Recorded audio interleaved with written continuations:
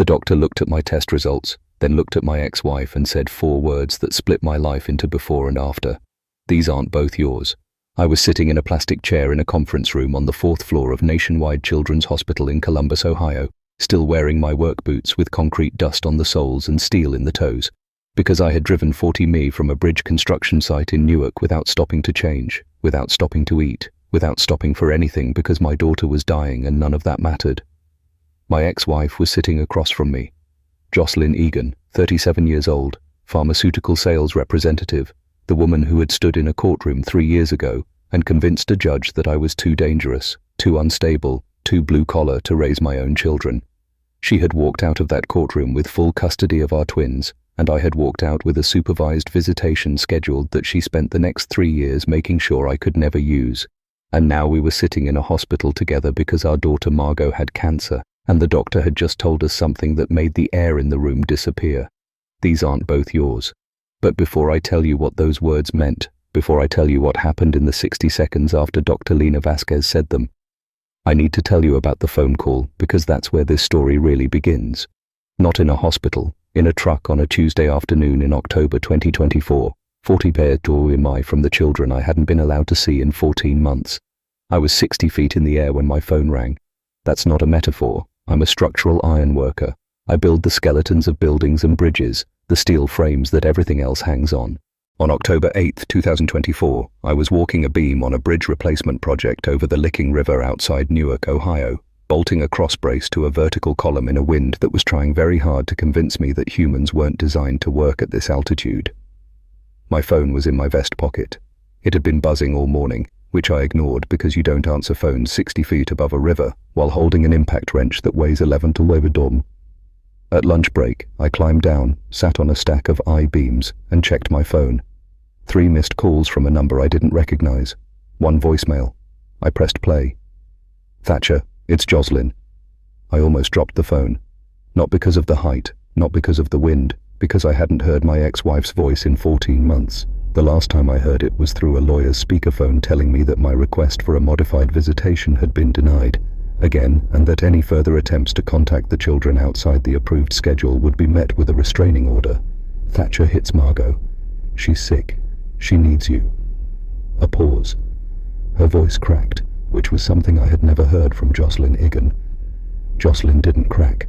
Jocelyn was titanium wrapped in a Nordstrom blazer. Please call me back, please, I called back. She answered before the first ring finished. What happened? Margot has leukemia, acute lymphoplastic leukemia. She was diagnosed in August. We tried chemotherapy. It didn't. She relapsed. The doctors say she needs a bone marrow transplant. I'm coming. Thatcher, wait. There's a process. They need to test family members for compatibility. Rhett's been tested. I've been tested. Neither of us is a strong enough match. They need to test you. I'm coming right now. You don't have to come right, Jocelyn. My daughter has cancer. I am coming right now. Tell me where she is. Nationwide Children's Hospital, Columbus, 4th floor oncology wing. I hung up, walked to my foreman, a man named Stu Gatewood, who had seen me do a lot of things in 12 years of working together, but had never seen my face look the way it apparently looked right then. Stu, I need to leave. What's wrong? My daughter's in the hospital. Cancer. He didn't ask another question, just took the wrench from my hand and said, Go. We'll cover the shift. Call me when you can. I drove 40 millimeters to Columbus in 31 minutes.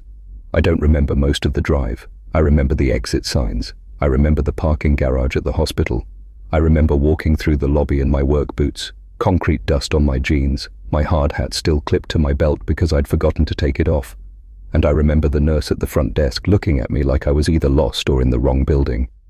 I'm here for Margot Egan Oncology, 4th floor. Are you family? I'm her father. The word felt strange in my mouth.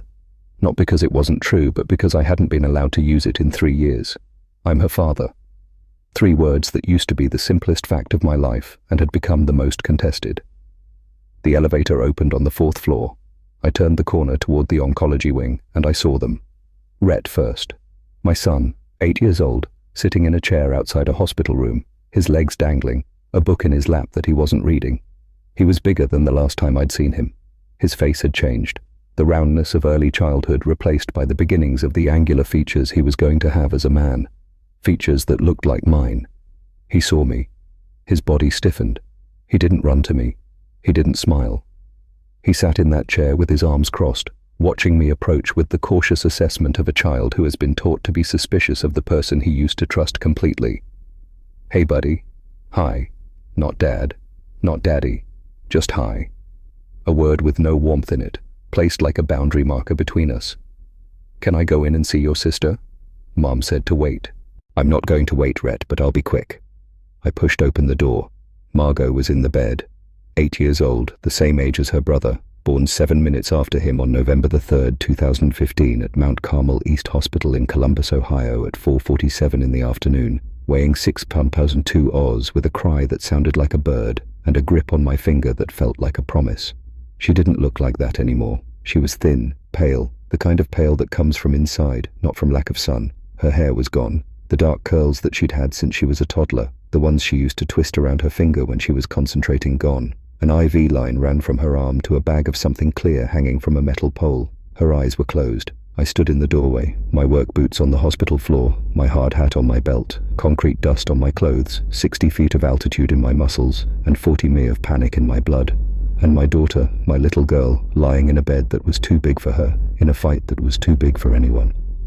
Her eyes opened. She looked at me, and the expression on her face was the thing that broke me. Not grief, not fear, not even pain, confusion, like she was trying to place me, like I was someone she used to know but wasn't sure she remembered correctly. "Daddy." She said it like a question, like she was asking permission to call me that, like 3 years of absence had turned my name in her mouth from a certainty into a maybe. "Yeah, baby girl, it's me. I'm here. Are you staying?" "I'm staying. Promise." "I promise." She reached out her hand. I crossed the room and took it. Small, thin, and IV needle taped to the back. I held it the way I hold things that matter, gently but completely, with the understanding that the most important things in the world are also the most fragile. Jocelyn was in the corner. I hadn't noticed her when I walked in. She was sitting in a recliner, a blanket over her lap, her phone in her hand. She looked exhausted in a way that went past sleep into something structural, like the fatigue had gotten into her bones and wasn't coming out. "Thank you for coming," she said. "You shouldn't have had to ask." She looked away. Whatever she heard in those 6 words, it landed somewhere she didn't want me to see. "Let me tell you about the 3 years, because you need to understand what was taken from me before you can understand what I chose to give." I married Jocelyn Carver in June of 2014. I was 29. She was 27. We'd been together for 2 years, long enough to believe we knew each other, not long enough to actually know each other, which is the fundamental miscalculation that most marriages are built on. I was an iron worker. She was in pharmaceutical sales. On paper, we didn't make sense. I welded steel beams and hard hats, and she sold medication in high heels. But in person, for a while, it worked. I liked that she was ambitious. She liked that I was solid. I admired her polish. She admired my physicality. We were each other's opposites. And for a few years, the attraction of opposites held. The twins were born in November 2015. Rhett at 4:40 p.m. Margot, 7 minutes later. 2 babies, 2 cribs, 2 sets of midnight feedings, 2 small humans who consumed every atom of energy and attention we had. The marriage that had been surviving on opposites attract chemistry didn't survive the exhaustion of raising twins. The chemistry evaporated. What was left was 2 people who wanted different things from life and didn't know how to say so. Jocelyn wanted upward. Bigger house, better neighborhood, private schools, the trajectory of accumulation that her career was built to support. I wanted steady, the same house, the same job, the same community where the kids could grow up knowing their neighbors' names and walking to school through streets I'd driven 1,000 times. We argued about money, about priorities, about why I wouldn't consider leaving ironwork for something safer, something with an office and a salary that matched hers. "You could manage a construction company," she said once. "You could be the boss instead of the guy on the beam." "I don't want to be the boss. I want to be the guy on the beam." "Why?" "Because the guy on the beam is the one who actually builds things." She didn't understand that. She never understood that. And after a while, she stopped trying to understand and started resenting, which is what happens when understanding fails and the gap between 2 people fills with something heavier than silence. The divorce was filed in September 2020, finalized March 2021. Jocelyn's attorney, Blair Pennington, was a specialist in what she called asset-optimized custody resolution, which was a fancy way of saying she knew how to take children from fathers who worked with their hands and give them to mothers who worked with their credentials. Blair's argument was straightforward. Jocelyn made $115,000 a year in a stable, predictable career. Thatcher made $78,000 in a dangerous job with irregular hours. Jocelyn worked in an office. Thatcher worked 60 feet in the air in all weather conditions. Jocelyn had never missed a school event. Thatcher had missed several due to job site scheduling. "Your Honor," Blair said, "the respondent's occupation is inherently high risk. Structural ironwork has one of the highest fatality rates of any profession in America." The petitioner is not questioning Mr. Egan's love for his children. She is questioning whether a man who walks steel beams for a living can provide the stable, safe, consistent environment these children need. I wanted to stand up and say that the man who walks steel beams is the one who makes it possible for other people to have buildings to work in, and bridges to drive on, and hospitals to bring their children to. I wanted to say that stability isn't about what job you do, it's about whether you show up. And I had never missed a single moment that mattered in my children's lives. My attorney, a decent guy from a small firm in Westerville, said some of those things, but decent doesn't beat specialist. And Jocelyn's specialist had spent 20 years perfecting the art of making hard-working fathers look like dangerous risks. The judge awarded Jocelyn full custody. I got supervised visitation every other weekend. Supervised like I was a threat, like the man who had changed their diapers at 3 a.m. and taught Rhett to ride a bike and carried Margot on his shoulders at the county fair was someone who needed to be watched. The visitation lasted 8 months before Jocelyn made it impossible. Schedule conflicts, last-minute cancellations, then the move from Westerville to Dublin, adding 30 minutes to every drive. Then the returned birthday presents, my gifts for the twins' 7th birthday, sent back with a note from Jocelyn's attorney stating that unsolicited packages were not consistent with the visitation agreement. By 2023, I hadn't seen my children in 8 months. By October 2024, 14 months, I became a ghost in my own children's lives, haunting the edges, calling numbers that went to voicemail, texting messages that were never answered, existing in the permanent present tense of a father who was always there but never allowed to arrive. I sat in my truck outside their school once, Northridge Elementary in Dublin. I parked across the street and watched the morning drop off, saw Jocelyn's SUV pull up, saw Rhett get out, backpack on, walking with the serious determination of an 8-year-old boy who carries things he doesn't talk about. Saw Margot hop out behind him, her dark curls bouncing, laughing at something, alive with the particular energy of a child who doesn't know yet that the world can take things from her. I watched them walk into the building. I sat in my truck for 20 minutes after they disappeared. Then I drove to work, climbed 60 feet into the air, and built something because building things is the only way I know how to survive the days when everything I love is on the ground and I can't reach it. That was March 2024, 6 months before the diagnosis, 6 months before the phone call that brought me back. Now, I'm going to tell you about the test results. Dr. Lena Vasquez was 44 years old, a pediatric oncologist who had spent her career in a war zone disguised as a children's hospital. She had the calm intensity of a woman who delivers terrible news for a living and has learned that the delivery matters as much as the content. She called me and Jocelyn into her office on October the 15th, 1 week after I arrived at the hospital. The HLA typing results were in. "Mr. Egan, Mrs. Egan, thank you for coming. I have the compatibility results and I need to discuss them with you." She opened a folder, looked at the data, and her face did something I recognized from watching foremen examine structural reports that show unexpected stress fractures, the subtle tightening around the eyes that says, "This isn't what we expected." Rhett's HLA typing shows him as a partial match for Margot. This is within the expected range for siblings, but not strong enough for an optimal transplant. "Mrs. Egan, your typing shows a halo identical match, which is standard for a biological parent." She paused, looked at me, then at Jocelyn, then at the results. "Mr. Egan, your HLA typing presents an inconsistency." "What kind of inconsistency?" "Your markers are consistent with being Rhett's biological father. The HLA patterns between you and Rhett show the expected parent-child inheritance." She sat down the paper. "However, your markers are incompatible with Margot's HLA profile. The genetic data indicates that you and Margot do not share a biological parent-child relationship." The room went still. Not quiet, still. The way a structure goes still in the second before it shifts, when the steel has taken all the weight it can take, and the next fraction of an inch will determine whether it holds or falls. "This isn't possible," she said, looking at Jocelyn. And then the 4 words. "These aren't both yours." I looked at the results. I'm an iron worker, not a geneticist, but I can read a chart. 2 columns, 2 children. One matched my genetic markers, one didn't. The data was clear, precise, indifferent to the devastation it was causing, the way data always is. I looked at Jocelyn. Her face was white, not pale. White, the color of paper, the color of surrender, the color of a woman who has been carrying a secret for 9 years and has just watched it walk into a room and sit down between her and the man she lied to.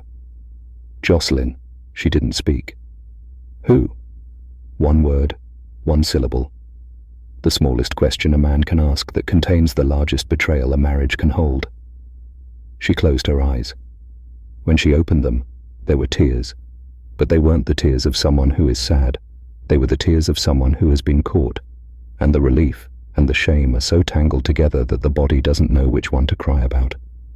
"Reed Callister," she whispered. He was a colleague at the company. It was February 2015. 1 month, Thatcher. 1 month. I ended it before I knew I was pregnant. I swear I didn't know. I assumed they were both yours. I never imagined that twins could have different fathers. It's not possible, is it? She looked at Dr. Vasquez. It's rare, Dr. Vasquez said carefully. It's called heteropnal supercondation. It occurs when 2 eggs are released during the same cycle and fertilized by sperm from different men. It happens in approximately 1 in 400 twin pregnancies where the mother has had multiple partners during the fertile window. It's uncommon but medically documented. 1 in 400. My daughter, the one I had carried on my shoulders and read bedtime stories to and taught to count to 100 and watched take her first steps across the living room floor on a Sunday afternoon in October 2016, while I sat on the carpet with my arms open, waiting for her to reach me. My daughter was the 1 in 400, or rather, she wasn't my daughter, not biologically, not in the way that DNA measures these things with its cold precision and its absolute indifference to love. I sat in that chair for a long time, the concrete dust on my boots, the hard hat on my belt, the test results on the desk between us, Jocelyn crying in the chair across from me, Dr. Vasquez waiting, professional, patient, having delivered a bomb and now waiting to see what shape the crater would take. And here's what I thought about. Not the betrayal, not the affair, not the 9 years of believing something that wasn't true. I thought about Margot. Margot, who was lying in a bed down the hall, 8 years old, with cancer in her blood and no hair on her head, and a question on her lips that she asked me every day since I'd arrived. "Are you staying, Daddy?" And I thought about what I came here to do. I didn't come to Columbus to learn the truth about my daughter's DNA. I came to save her life. And the truth, as devastating as it was, had just given me the information I needed to do exactly that. Dr. Vasquez. Yes, Mr. Egan. If Margot's biological father is this man, Reed Callister, then Reed Callister would be a HLO identical match for the transplant, the same as Jocelyn. That's correct. Potentially a better match depending on his specific HLA markers. We need to find him. Dr. Vasquez looked at me with an expression I've seen on the faces of people who have just witnessed something they didn't expect. Not shock, something closer to respect. Mr. Egan, I want to make sure I understand. You've just learned that Margot is not your biological daughter, and your first response is to find the man who is her biological father so he can help save her life. My first response is to save my daughter. That's the only response that matters right now. She's not. She's my daughter, Dr. Vasquez. She's been my daughter since the day she was born. She was my daughter when I held her at 4:47 p.m. on November the 3rd, 2015. She was my daughter when I taught her to tie her shoes. She was my daughter every night I read her Goodnight Moon until she fell asleep. And she's my daughter right now in that bed waiting for someone to fix this. Biology didn't make her mine. I did. And I'm not going to let a lab report change that. Jocelyn was sobbing now. Not the controlled, calibrated emotion I had seen from her in courtrooms and conference rooms. Something raw, something fundamental, something that sounded like it was being pulled from a place she had sealed shut 9 years ago. Thatcher, I'm so sorry. I know you are, and we're going to deal with that, Jocelyn. All of it. Every lie, every year you kept me from these kids. Every birthday present you sent back. Everything. But not today. Today we find Reed Callister. Today we save Margot. Everything else waits. I turned to Dr. Vasquez. How fast can we get him tested? If we locate him and he agrees, we can have results within 72 hours. Then let's locate him. Jocelyn gave us what she knew. Reed Callister, 41 years old. Last she knew, he was living in Cincinnati, working for a different pharmaceutical company. They hadn't spoken since 2015. She had his old phone number and his LinkedIn profile. Dr. Vasquez's team contacted Reed through the hospital's social work department. The call, I learned later, went like this. Mr. Callister, this is Nationwide Children's Hospital in Columbus. We're calling regarding a medical matter involving a child who may be biologically related to you. We need to discuss HLA compatibility testing for a potential bone marrow transplant. Reed Callister, sitting in his office in Cincinnati, married, 2 kids of his own, 9 years removed from a month-long affair he had probably filed under mistakes. I'll never repeat, reportedly said. I'm sorry. What? He drove to Columbus the next day. I was in the hallway when he arrived. 41 years old, well-dressed, the kind of man who sells pharmaceuticals for a living, and looks exactly like you'd expect someone who sells pharmaceuticals to look clean, polished, non-threatening. The opposite of a man who walks steel beams 60 feet in the air. He saw me. I saw him. We looked at each other with the particular awareness of 2 men who are connected by a woman's lie and a child's blood. You're Thatcher, he said. I am. I didn't know about any of this. I need you to believe that. I believe you. Are you here to get tested? Yes. Then that's all that matters right now. He went in. They took his blood. 72 hours later, the results came back. Dr. Vasquez called us in. Me, Jocelyn and Reed, 3 adults sitting in a conference room with the weight of a child's life pressing down on the table between them. Mr. Callister, your HLA typing shows a strong Lloyd identical match with Margot. You are a viable donor for the bone marrow transplant. Reed closed his eyes, breathed. When do we do it? We can begin the preparation process this week. The actual donation will take place in approximately 2 to 3 weeks. Whatever you need, whatever she needs, I'll be here. I looked at him. This man who had slept with my wife. This man who was Margot's biological father. This man who until 48 hours ago had no idea she existed. And I saw something in his face that I recognized because I'd seen it in my own face 1,000 times. The look of a man who has just been handed a responsibility he didn't ask for and is choosing to carry it anyway. He wasn't my enemy. He was the other half of my daughter's DNA, and right now that made him the most important person in the building. The transplant was performed on November the 12th, 2024 at Nationwide Children's Hospital. Reed Callister donated bone marrow for a daughter he had known about for 17 days. The procedure took 4 hours. I sat in the waiting room the entire time, Declan Bryce beside me, not talking, just being there the way iron workers are, solid, load-bearing, silent when silence is what's needed. After the donation, Reed asked if he could see Margot. Dr. Vasquez arranged it. I stood in the hallway and watched through the glass window as Reed walked into Margot's room. She was sedated, sleeping, the transplant beginning its slow work inside her body. He stood beside her bed for about 5 minutes. He didn't touch her. He just looked at her at the face he was seeing for the first time. At the child he had helped create without knowing. At the life that his bone marrow was now fighting to save. He walked out, past me in the hallway, stopped. She looks like my mother, he said. His voice was rough. Same nose, same chin. She has your bone marrow now. That's what matters. Thatcher, I want you to know I'm not going to try to be her father. You're her father. You've been her father her whole life. I'm just the donor. You're more than a donor, Reed. You saved her life. Whatever happens after this, that's something. That's something nobody can take away. He nodded, wiped his eyes, walked away.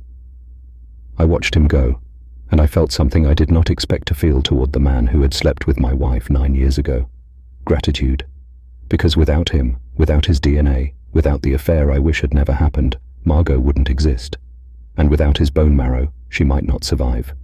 The worst thing that ever happened to my marriage was also the reason my daughter was alive, and I was supposed to hate him for that. But I couldn't, because hating the man who saved my daughter's life would be like hating the steel that holds up a bridge.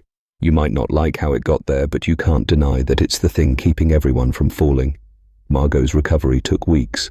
I stayed in Columbus the entire time, took leave from work. The union covered me. My foreman Stu told me not to worry about the job. Declan's wife sent food every 3 days. I slept in the family waiting room on the 4th floor on a recliner that had been donated by someone who understood that hospitals need places for fathers to sleep when they refuse to leave. Every morning I walked into Margot's room and said, "Good morning, baby girl." Every morning she said, "Morning, Daddy. You stayed. I stayed. You promise you'll keep staying. I promise." A ritual, a liturgy, the call in response of a father and daughter rebuilding something that 3 years of absence and one medical revelation had tried to destroy. Rhett thought slowly, like ice in March, stubborn, resistant, melting from the edges inward. The first week he barely spoke to me. The second week he asked me a question about my work. Is it scary being up that high sometimes? But you learn to trust the structure. What does that mean? It means the beam you're standing on was built to hold you. It was designed by engineers and welded by guys like me and inspected by people whose whole job is making sure it won't fall. So when you're 60 feet up and the wind is blowing, you don't trust your balance, you trust the beam. He thought about that. What if the beam breaks? It doesn't. Not if it was built right. How do you know if it was built right? Because I built it. He almost smiled. The first crack in the wall Jocelyn had constructed between us. I saw it and I didn't push. You don't push cracks in walls. You let them spread on their own slowly until the wall comes down by itself. By the 3rd week, he was sitting on my lap in the waiting room, reading a book about space, occasionally asking me questions about Jupiter, and not listening to the answers because the answers weren't the point. The proximity was the point. The lap was the point. Being held by his father was the point. The custody modification was filed in January 2025. My attorney, a new one, a woman named Darcy Kellum from a firm in Columbus that specialized in fathers' rights, presented the case.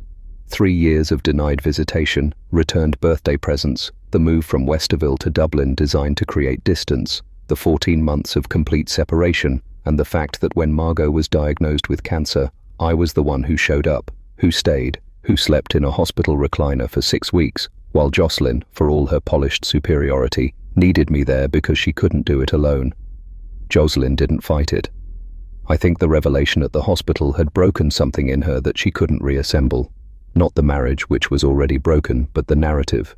The story she had told herself about who I was and who she was and why she deserved the children more than I did. That story required me to be the dangerous one, the unstable one, the man whose hands were too rough and whose job was too risky. But my hands were the ones that held Margot's during chemo. My job was the one I left without a second thought when my daughter needed me, and my presence was the one that Margot asked about every morning, not Jocelyn's. The judge awarded joint custody, 50-50.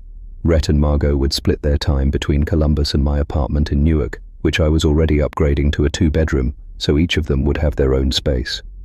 Outside the courthouse, Jocelyn stopped me. "Thatcher." "Yeah, I should never have taken them from you." "No, you shouldn't have. I told myself I was protecting them. From your job, from the instability, from me." She didn't deny it. "I was wrong. Yeah. About a lot of things. About most things." She looked at me. For the first time in years, without the armor, without the calculation, without the Nordstrom blazer and the pharmaceutical confidence. Just a woman who had made choices she couldn't undo, standing in front of a man she had underestimated for their entire marriage. "You're a good father, Thatcher. You always were." "I know. I should have seen it." "You saw what you wanted to see. An iron worker who wasn't going anywhere. A man with concrete dust on his boots who didn't fit the life you imagined. And what do you see?"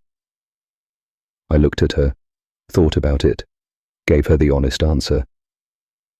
"I see the mother of my children. Both of them." She started to cry.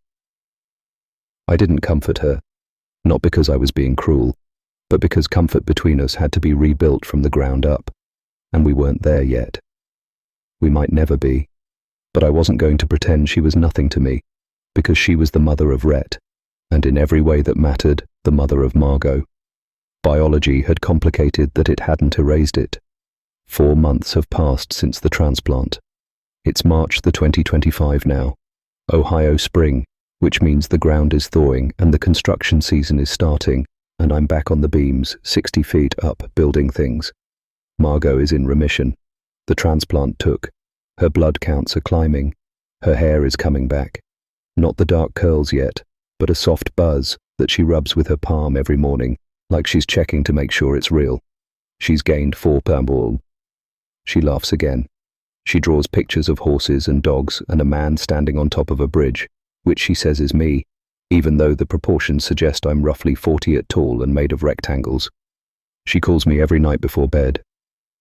8:15 p.m. without fail. It started in the hospital and it hasn't stopped. We talk about her day, school, friends, what she ate for lunch, whether dolphins actually sleep, whether pancakes count as a dinner food. The conversations are 5 minutes, sometimes 10.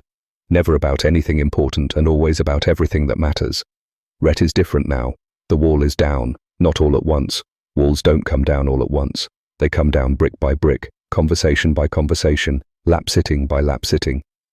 He started calling me Dad again in February.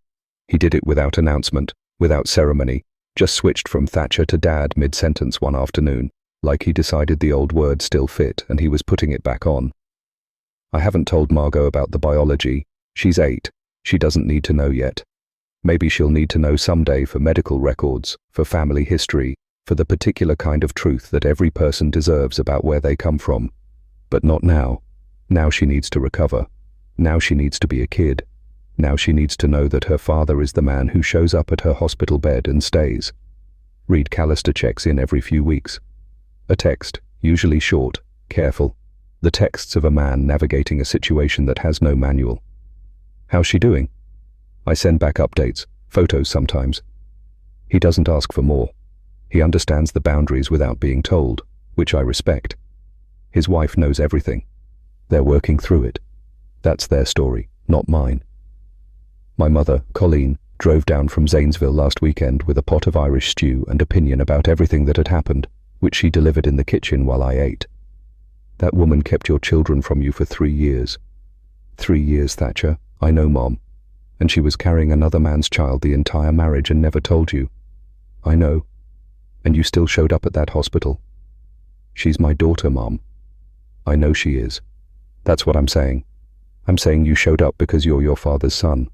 Your father would have walked through fire for you kids. And you walked through something worse than fire. You walked through the truth. She put her hand on my cheek. I'm proud of you. Your father would be proud of you. I'm on a beam right now, 60 feet up. A new project, a highway overpass on Route 79 outside Newark. The wind is cold but steady, the kind of wind you can lean into. Below me the world looks organized. Roads and fields and houses laid out in a grid that makes sense from up here, even when it doesn't make sense from down there. My phone is in my vest pocket. There's a text from Margot. I'll read it at break. It'll be something about dolphins or pancakes or a drawing of a rectangle man standing on a bridge. Something small and ordinary and more valuable than anything I've ever built with steel. Blood doesn't make a father. I know that now.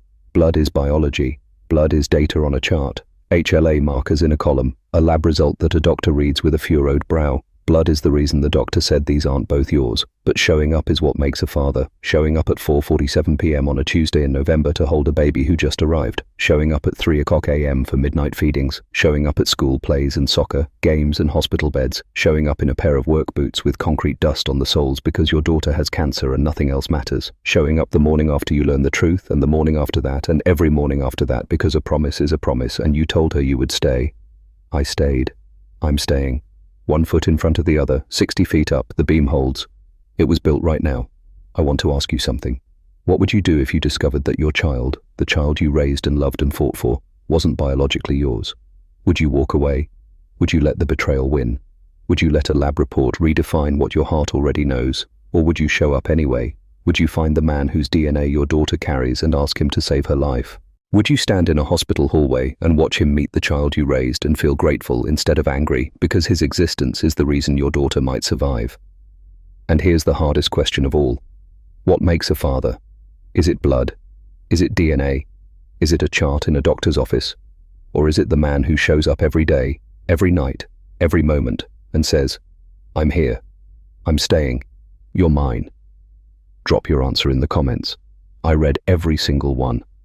If this story reached somewhere you don't talk about, hit that like button. Share it with every father you know. especially the ones who show up, even when the world tells them they don't have to, because showing up is everything, and the man who shows up is the real father. Always comment your thoughts below and subscribe to the channel so you never miss another story. I'll see you in the next one.